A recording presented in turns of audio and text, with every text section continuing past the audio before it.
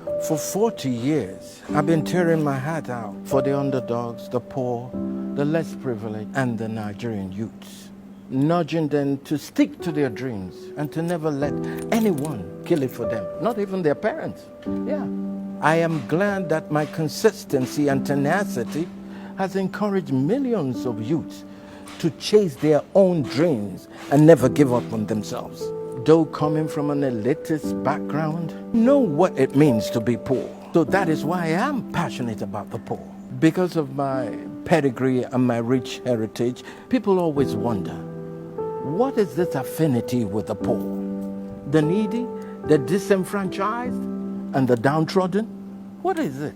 But verily, verily, I say unto you, I have been poor at a point in my life, like Jesus Christ, who became man to understand what it means to be a man. I tasted poverty when, as a young man, I deliberately decided to chart my own path against my parents' approval. I hit brick wall, starting from ground zero. Yes, you can imagine, from America, Yankee, to the village, all just to prove to my parents that I can survive and succeed without endorsement or their support.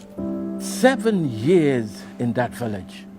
7 hard years I spent in the village coming back from America. I lost my self-esteem. I lost my confidence. I was overwhelmed with this inferiority complex.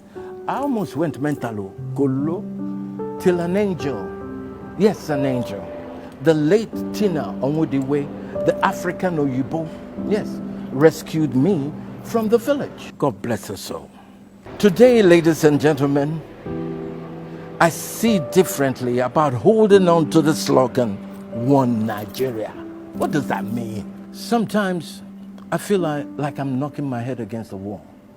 Why are my people so arrogantly ignorant? Yeah, why?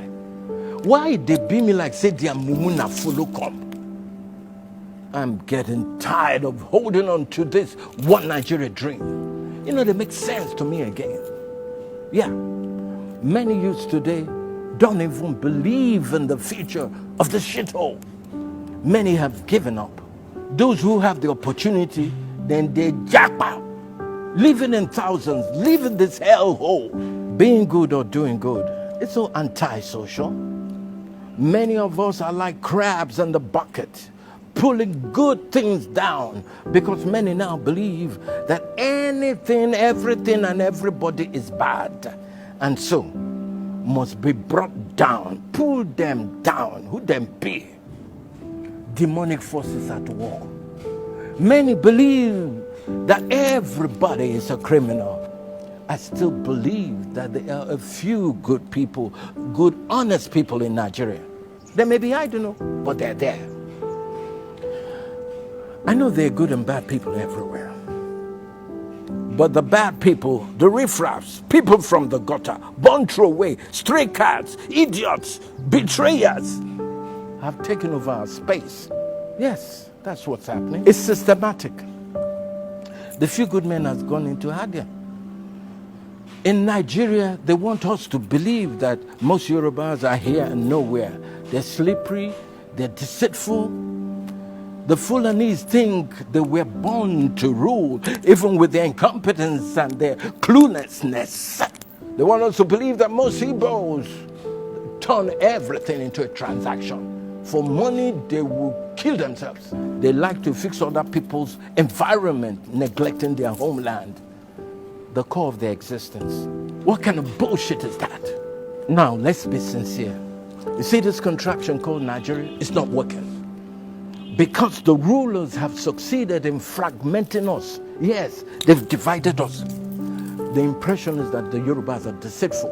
They also have Fulanese. They just want to dominate. The Igbos are tricky, cunning. You know, all they want is money, money, money, money. They do everything for money. The minority tribes, they're all marginalized. I mean, government magic. But let me say this. Among all the tribes, the Igbos have carried this imaginary one Nigeria on their head the most. Yes, quote me. Today, if we can tell ourselves the truth. We must all agree that the only way to move forward as a unit, as a nation, as a country, is by restructuring.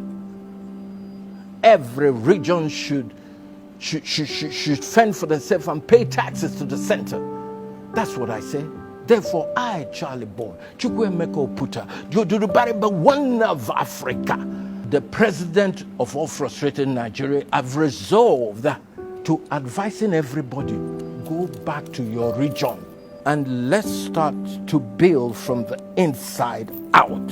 Your house no go be like poto poto. You won't come out outside to the dengue, the post, come the talk nonsense, come the deceive people. Go back to your region and make it work. From your local government chairman to the state. Yeah, let's all go back.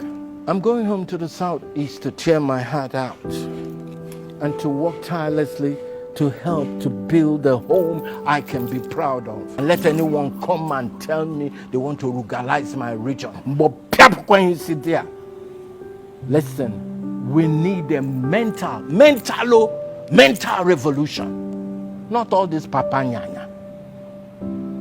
Sometimes they be me saying like, "Kuna mumu na follow come." Say, oh.